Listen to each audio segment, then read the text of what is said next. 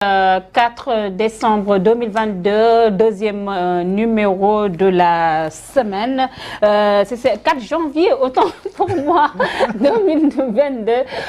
Deuxième numéro de la semaine bu seen émission le rendez-vous de Sénégal 7, le rendez-vous d'émission bi nga xam ne moo leen di gunge seen biir site internet préféré du Sénégal 7 di traiter ay faits d'actualité yoo xam ne rek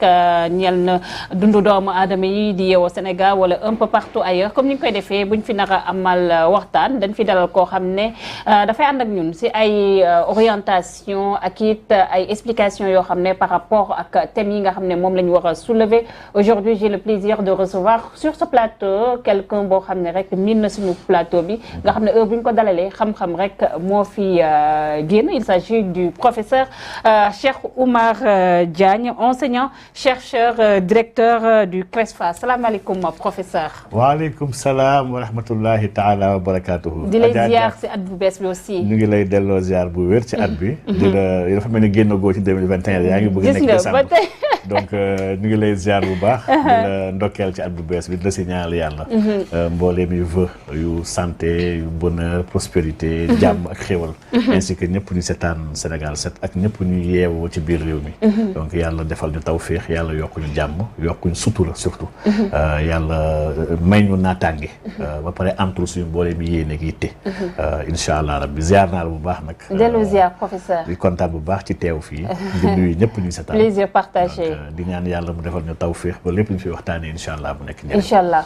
professeur tey nag sujet à discuter yi bëri na parce que voilà man su ma la amee si plateau bi dama si profiter. waxtaanee ay poñ yoo xam ne sénégalais yi dañ ci bëgg gindiku di leen wax par rapport ak économie bi. scandale financier wàllum taxawaay justice def un peu de rétro par rapport ak 2021 bi nga xam ne ñu ngi ko génn ba tey dafa mel ni sama genre daf leen traumatiser topp leen ba tey ñu wax aussi par rapport ak discours président de la République Macky Sall ak tamit nag inauguration bi nga xam ne def na ko démb mu nekk le port de Ndayane wax aussi par rapport ak seen proposition de loi bi nga xam ne jébal ngeen ko député yi mu nekk proposition boo xam ne da ngeen ko teg rek si loxo député yi ngir rek criminaliser li nga xam ne mooy homosexualité au Sénégal waxtaan aussi par rapport ak politique réewum Sénégal mu nekk ay sujets yoo xam ne bëgg nañ ci am sa point de vue noonu rek la ñuy commencer professeur wax par rapport ak sujet d'actualité bi nga xam ne mun nañu wax ne moo bees par rapport ak pose première pierre bi nga xam ne président de la République Macky Sall demal na ko def foofu les si Ndayane mu nekk port de Ndayane mu toll nag si 3000 milliards de francs CFA ñëpp jàpp ne moo nekk investissement privé bu état bu Sénégal bu ëpp solo gannaaw ba fi président de la République Macky Sall nekkee ba tey pour ne pas dire les présidents qui se sont succédés mu nekk mbir boo xam ne en tant qu'économiste yaakaar naa ni dina am ëpp de soulagement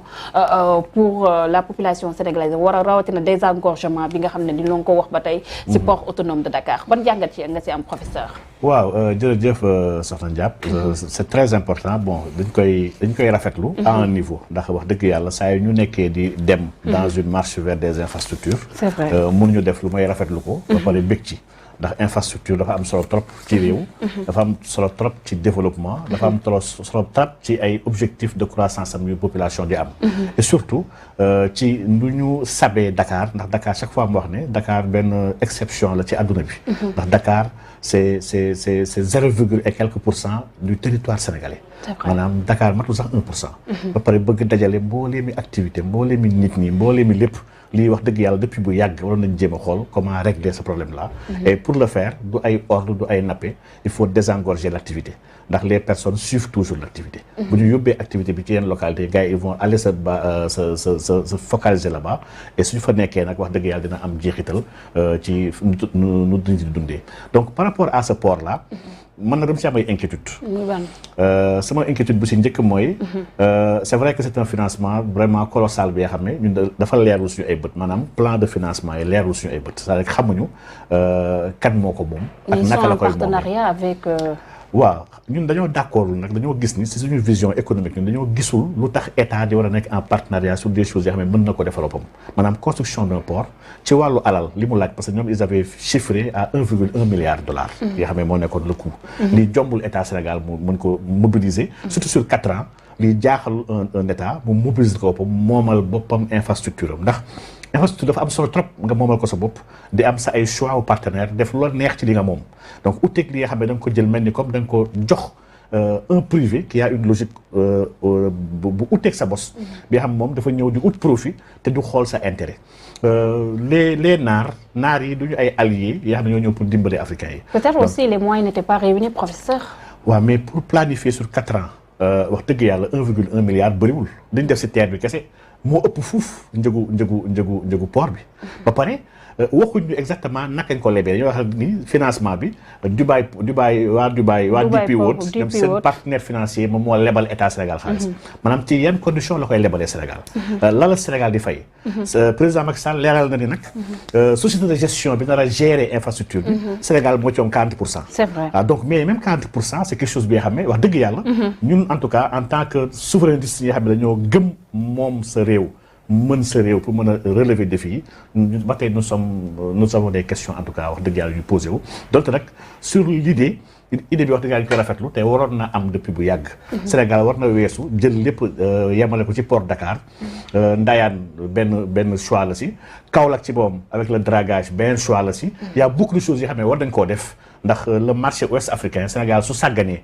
lépp lu ñu am ñun pour waa Mali ak yeneen dëkk yëpp ils vont se retourner vers le Nigéria wala Côte d'Ivoire bàyyi Sénégal donc kon Sénégal dafa am ay investissements yu mu war a def pour mën a kon ne nekk un leader ouest africain nekk un hub régional en tout cas logistique du commerce te loolu wax dëgg yàlla tànk yi si président Macky Sall dox ñun ba tey wax dëgg yàlla leerlu si ñun wax sincèrement. mais professeur ku amul yàpp na ku amul yaay namp maam comme nu koy olof di waxee 40% la état bu Sénégal détenir Dubai Port voilà am si 60% mais au-delà voilà ig boobu nga xam ne seetlu nañ ko si wàllum désengorgement Dakar wala sax concurrencer yeneen port yi nga xam ne ñoo nekk si biir Afrique de l'Ouest tamit mun nañu wax ne lii aussi économiquement parlant mun nañu wax ne président de la République est sur la bonne direction pour sortir le Sénégal si wàllum ndóol gi aussi professeur. waaw man jàpp ma ni il est sur la bonne voie pour génne Sénégal si ndóol gi. parce que mais professeur il faut pas aussi être nihiliste. non je suis pas nihiliste nag. au contraire je suis très réaliste damay xool président Macky Sall acte muy posé ak li tax mu koy posé. c'est que damay gis ni opportunité bi moom elle est juste dafa am. il y a une opportunité. d'avoir d'autres ports yoo xam ne yu am solo déjà port Ndayane boobu sax maa ngi gis ne dégg naa sax ni c'est 3 fois sax presque la superficie du port Dakar. la nar a am. lépp lu ñu ci wax en tout cas ci caractéristiques yi nga xam ne de forme yeeg de fond yi wax dëgg yàlla. on parle de capacité de plus d'1 million de conteneurs par an. effectivement donc lii dafay nekk li nga xam ne ñun dañ ciy am mbégte mais encore une fois man dama jàpp ni sa kër boo waree defar sa biir kër yow mi en tout cas chef de famille. waroo woo sa voisin wala kenn ki nga xam ne sa dëkkaay la ne ko pour mu jàppale la pour defar la sa biir kër bu dee am nga moyen yi. j'aurais compris bu doon peut-être